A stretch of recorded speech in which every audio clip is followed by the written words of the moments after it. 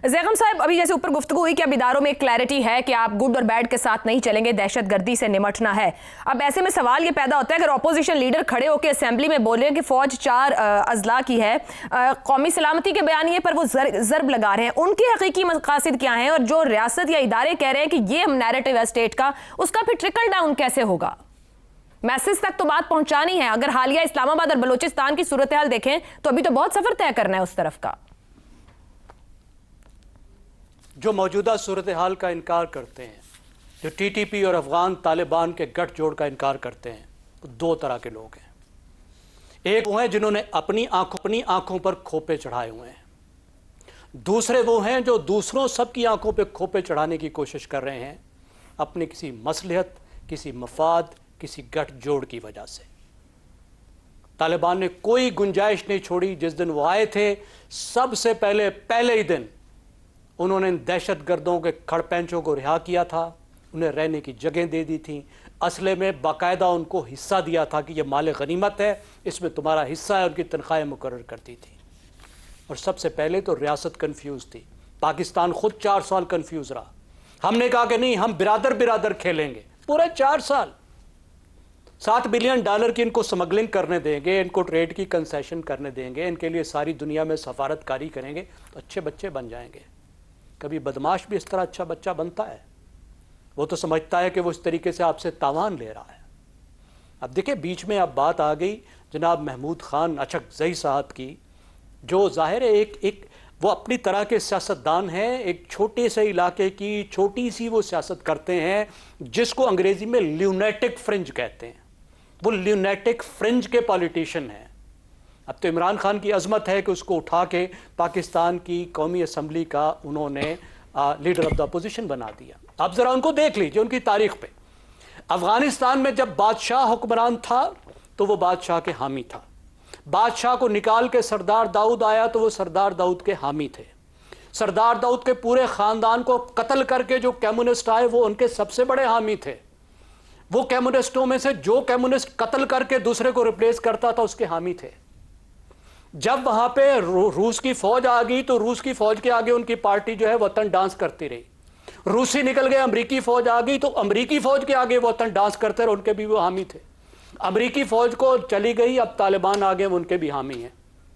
मुझे 4 करोड़ अफगानों में से एक अफगान ऐसा दिखा दें जो इतना बाकमाल हो कि जो बादशाह सलामत से लेकर और तालिबान तक सबका सपोर्टर रहा हो। What does it show? क्या ये मासूमियत है? ये नहीं है। वो अपने आप को जाहिर करते हैं कि वो नेशनलिस्ट है। Is not nationalist, is a racist, is a Pashtun supremacist in Afghanistan. मैं मजीद इस पे बात नहीं करना चाहता। बहुत अफसोस की बात है, जब उन्हें बनाया गया था तो मैंने अर्ज किया था इस शो में कि इस तरह की कॉम्प्लिकेशंस आएंगी नेशनल सिक्योरिटी की। इस वक्त हमें जिस तरह के नेशनल सिक्योरिटी चैलेंजेस हैं उसमें उनका नैरेटिव मेल नहीं खाता। उनका एहतराम इस वजह से था कि वो साइड पर थे, वो अपने इलाके के हकूक की बात करते थे, फेडरेशन की बात करते थे। वहां तक तो बात ठीक थी, यहां तो बात दूसरी है। लेकिन देखिए, इसका मतलब ये नहीं है कि पीटीआई उनकी पॉलिसी पर चल रही है। पिछले 2 दिनों में जो एक तब्दीली आई है, हमें उस पर भी नजर रखनी चाहिए। लेकिन उससे पहले पीटीआई, जिस तरह पीटीआई के इस बारे में जो पॉलिसी रही है वो रही है खाल बचाओ पॉलिसी। उन्हें मालूम है क्या है, वो कहते हैं कि हमने एएनपी नहीं बनना। एएनपी को वो इबरत समझते हैं, हम तो एएनपी को एक शानदार मिसाल समझते हैं कि जो दहशत गर्दों के सामने बादरों की तरह खड़े हुए, शेरों की तरह खड़े हुए, इस मुल्क की खातिर उन्होंने कुर्बानियां दी, अपनी जमीन की खातिर कुर्बानियां दी। वो तो इबरत की मिसाल नहीं है। अगर इस तरह की इबरत की मिसालें अगर बनने लग जाएं तो फिर तो मुल्क ही नहीं बचता। मेरे ख्याल में अगर वो रिवाइज कर रहे हैं इस वक्त पीटीआई वाले तो एक अच्छी बात है। और इस रिपोर्ट की जिसके हम बात कर रहे हैं, देखिए इसमें तो कोई शक बचा ही नहीं है कि आप अब अक़वाम मुत्तहिदा पर भी यकीन नहीं करेंगे और इसके इम्प्लीकेशंस होंगे। तालिबान का जो सारा नैरेटिव था कि अफगानिस्तान नामुल हो गया, यहाँ दहशत गर्द नहीं है, अफगानिस्तान तरक्की कर रहा है, यहाँ गवर्न, सबका सब इस रिपोर्ट ने उड़ा के रख दिया है। बिल्कुल ऐसे ये रिपोर्ट बताती है कि यहाँ हजारों 6000 दहशत गर्द हैं, इनकी गवर्नेंस खराब है, खारजियों के 6 ग्रुप्स हैं, 6 ग्रुप्स के लीडर मौजूद हैं, हाफिज गुल बहादुर है वहाँ पे, अनूर वली कोऑर्डिनेशन में सब काम कर रहे हैं, मुश्तरका ट्रेनिंग्स कर रहे हैं, शेयरिंग हो रही है हर तरह की। जी ट्रेनिंग्स कर ان کو اسلحہ مل رہا ہے, آپریشنل سپورٹ ہے, لاجسٹک سپورٹ ہے, سر وہ تو خود امریکہ تسلیم کر چکا کہ جو کچھ چھوڑ گیا ہے وہ ان کے ہاتھ لگ گیا ہے. یہیں سے گفتگو آگے لے کے چلتے ہیں. جی زغم صاحب کمپلیٹ. مجھے صرف آخری بات, اس سب باتوں کا مطلب یہ ہے کہ it's a proxy war that Afghanistan is waging on Pakistan. بالکل اور ہمیں اس کے لیے تیار ہونا ہے. اور یہ رپورٹ مان رہی ہے, تسلیم کر رہی ہے کہ تنظیمیں صرف پاکستان ہی نہیں بلکہ پورے خطے کے لیے خطرہ ہیں, اور تمام ممالک کو پاکستان کے ساتھ ساتھ ان سے خطرہ ہے. رضا رومی صاحب جو اوپر ابھی ہم بات ہوئی, پی ٹی آئی اگر اپنے آپ کو ریوائز کر رہی ہے, کیونکہ پہلے یہ گفتگو اس طرح کی پی ٹی آئی کے حلقوں سے ہوتی ہے جو اچکزئی صاحب جس طرح کے متنازع بیانات دے رہے ہیں, آپ کے خیال میں کیا پھر اچکزئی صاحب کا وہاں موجود ہونا اور یہ سب کچھ کہنا, اس کے حقیقی مقاصد کیا ہو سکتے ہیں؟ اور ایسے بیانات کیا یہ داخلی سیاست کو نظر انداز کر کے پورے اجتماعی قومی بیانیے کو ہی متاثر کرنے والی بات نہیں ہے؟ کیوں اس طرح کی گفتگو جب آلریڈی ہم ایک فکس میں ہیں اس ٹیررزم سے نمٹنے کے لیے؟ عائشہ, آپ کے سوال میں ہی جواب مضمر ہے آپ کی بات کا. بالکل یہ جس طرح کی گفتگو اور بیانیہ پیش کیا جا رہا ہے یہ قومی مفادات اور قومی سلامتی کے بالکل برعکس ہے, اور اس میں کوئی آر نہیں ہونی چاہیے یہ کہنے میں, کیونکہ حقیقت یہ ہے کہ اس وقت صرف ایک شخصی سیاست اور ایک کلٹ کی جو پوری ایک مجبوری ہوتی ہے, اس میں ہر دیگر جو قومی مسائل یا قومی ایشوز ہیں ان کو سیکنڈری رکھا جا رہا ہے. وہ ساری کی ساری چیزیں ایک نیرو سیاست کی نظر ہو رہی ہیں جو کہ اس وقت میں سمجھتا ہوں کہ پورے پاکستان اور 24-25 کروڑ پاکستانیوں کے مفادات کے بالکل خلاف ہے. اب ریاست کو تو بھول جائیے, کیا دہشت گردی سے عوام کو کبھی پراسپر کر سکتے ہیں؟ کیا ان کی ویلفیئر میں اضافہ ہو سکتا ہے؟ قطعاً نہیں.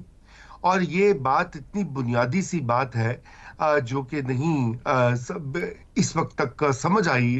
کتنے دیر ہو گئی ہے پاکستان تحریک انصاف کو اور ان کے زوما کو. دیکھیں نا, اگر خیبر پختونخوا میں وہ کچھ ایڈجسٹمنٹ کر رہے ہیں تو ادھر اچکزئی صاحب کی صورت میں قومی لیول کے اوپر نیشنل اسمبلی میں ایک فرق جو ہے راگ الاپا جا رہا ہے. یہ وقت ہے ملک میں ایک اتحاد کا, اور وہ اتحاد جو ہے وہ اس وقت نہیں دکھائی دے رہا, اور اس کی بنیادی وجہ یہی ہے کہ اس طرح کی جو کنٹروورشل باتیں کرتے ہیں اچکزئی صاحب کی طرح کے لوگ, وہ اس ملک میں یکسوئی کے ساتھ دہشت گردی کے خلاف جنگ جو ہے اس کو آگے بڑھاوا دینے میں مددگار نہیں ثابت ہو رہے. اور یہ اس کے اوپر دیکھنا پڑے گا پاکستان تحریک انصاف کو, اور اس کا کوئی حل نکالنا پڑے گا, کیونکہ ہم کیسے لڑیں گے. یہ ساری باتیں جو بھی آپ نے کہیں, اقوام متحدہ کی رپورٹس ہیں مختلف اوقات پہ, اور بھی بہت سارا مٹیریل موجود ہے جو کہ اس بات کی نشاندہی کرتا ہے کہ کس طرح سے افغانستان ایک گڑھ بن چکا ہے اینٹی پاکستان ایکٹیویٹیز کا. اور اس وقت لیکن اتحاد کی ضرورت ہے, اندرونی اتحاد, اور ایک منظم طریقے سے ہمیں اس کا مقابلہ کرنا ہے, ہر پاکستانی کو ریاست کے ساتھ مل کر. لیکن وہ اس وقت ماحول سازگار بن ہی نہیں رہا, اور اس کی وجہ یہ سیاسی ہے, اور سیاست ہے ایک بالکل وقتی قسم کی سیاست کو پہ قومی مفادات کو قربان کیا جا رہا ہے. تو یہ اس کے علاوہ کوئی چارہ نہیں ہے کہ اس وقت اتحاد کیا جائے. اب یہ سوال یہ پیدا ہوتا ہے کہ یہ کیسے ہوگا؟ یہ کوئی بیوروکریٹک طریقے سے تو نہیں ہوگا.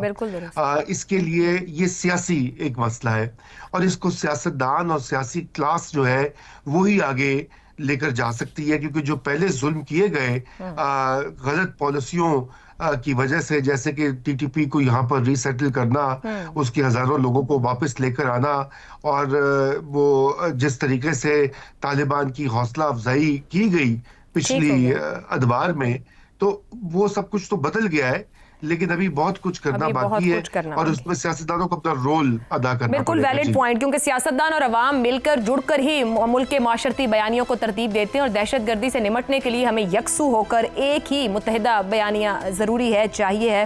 اب دیکھنا یہ ہے کہ کس طریقے سے اس پر کام ہوتا ہے.